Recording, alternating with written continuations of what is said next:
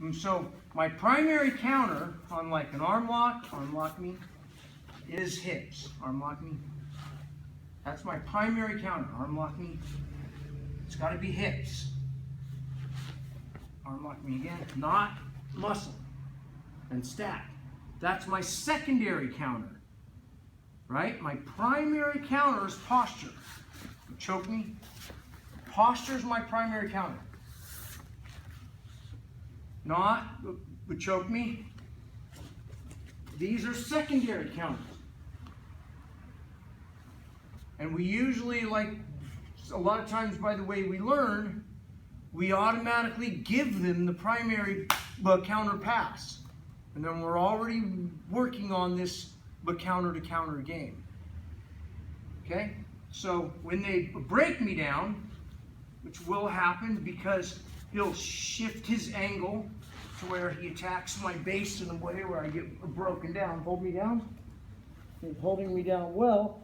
That's where I stay here and I'm in safety position. Whereas this is high passing posture, this is neutral posture, safety position. Why? Because I'm safe. Mostly, he can't hit me that well. My head's buried, I'm holding him down. And this brings me to the 3 H's, which are hands, head, and hips. And in old school Jiu Jitsu, release. Come here a minute. Put you in guard.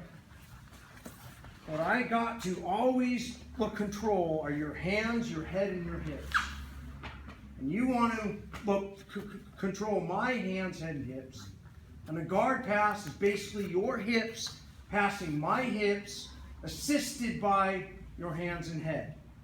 But the hips lead the grips. Just like when you throw a ball, I don't throw like this. My hips lead my grips. I swing it back. My hips lead my grips. I kick, it's my hips. If I reach, I don't want to just be reaching here. My hips reach. I don't pull with my arm, I pull with my hip. My hip leads what I'm going to do. I push with my hip. I pull with my hip. Okay? So, your guard. Actually, my guard real quick. So hands, head, and hips. His hands, because if his hands can punch me, they can choke me and pass me too. So by default, everything in the guard I start right here. Because blind, I want to know where he can punch me or slap me. I can feel it. I know it's coming. Whereas if I'm here and I do some start like this, slap me, bam, I'm going to get hit. That's one of the reasons why guys who don't practice old school stuff or no strikes have a hard time making that MMA transition. Because old school is all based on being aware of the hands, head, and hips. The headbutt, which used to be allowed in old school MMA. If I'm not holding his hips, he just launches his head forward and he gets the headbutt. So my hips are controlling his hips. Headbutt me, headbutt me, headbutt me. I'm keeping that head away from my body.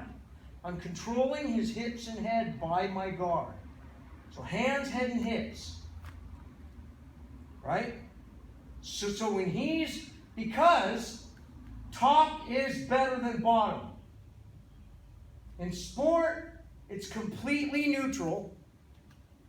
And in the street and in MMA, it neutralizes the shitty fact that you're on bottom. But it still is a bottom. It still sucks. The golden rules are, number 1, be the guy on top. Number 2, win on top, stay on top. Number 3, win on bottom, have a guard, you shall not pass. Number 4 is never forget rule number 1. Easily forgotten due to the seductive and rewarding nature and lazy nature of guard, and the length of time in which it takes to acquire one.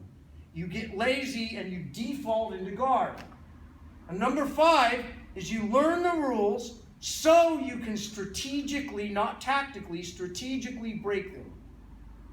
And there's a difference. So it's hands, head, and hips. Headbutt me. I'm blocking that. Slap me. I don't want to get smacked. I want to control those hands. And this improves my sport grappling as well. Okay? So experiment with that a bit.